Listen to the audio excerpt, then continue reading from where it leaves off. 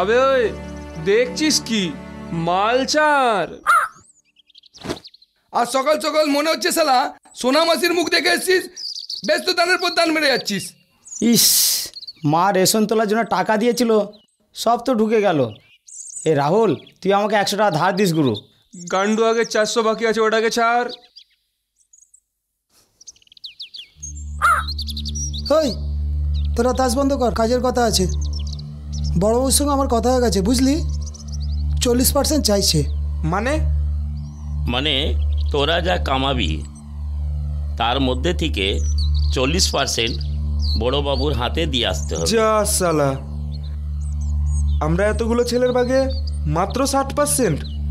10% চাইলে ঠিক ছিল। 10? আবে 30%-এ রাজি হচ্ছে না। আবে ছাড় না, আমরা কত কামাচ্ছি সেটা কি বড়বাবু দেখতে আসছে? আমরাও 10 কামালে 5 বলবো। গান্ডুর মতন কথা বলিস না তো।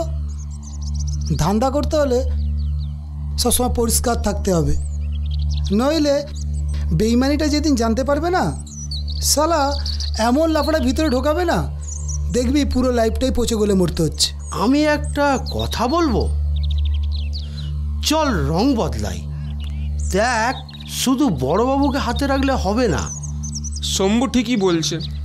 জকে দেখ, যেই পার্টি হারলো সালা সঙ্গে সঙ্গে দল বদলে এলাকা এখন চুটিয়ে কামিয়ে যাচ্ছে। আসলে পার্টির সাপোর্ট ছাড়া এলাকায় কাজ করা মুশকিল আছে।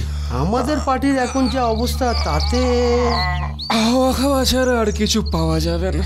তাই এখন দল বলতে নেওয়াটাই বুদ্ধিমানের কাজ হবে। আমাদের কাউন্সিলর লোকটা কিন্তু খারাপ নয়। আমি বলছি, দলে ঢুকতে চাইলে না করবে না।